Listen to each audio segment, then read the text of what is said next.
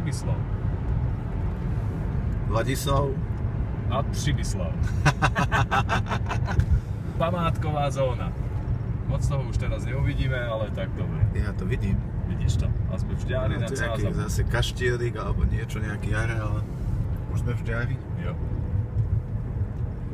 Tak si tu tak cestujeme českými cestičkami.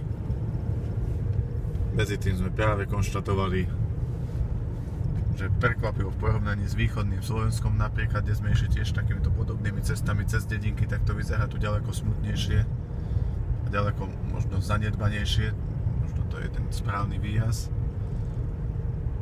Čo je také smutné, pretože tu majú spústu krásnych pamiatok a hradov a mestských domov a kaštieľov a neviem čo všetkého možného. A pozrieme sa, takýto pekný most napríklad. Taký maličký kartučký Karlák. Ale tá atmosféra je tu taká smutná trochu. A nebude to tým, že je november. To veru nie. A hlavne aj v tých, už keď sú takéto menšie mestečká, tam je každú chvíľku nejaká herňa.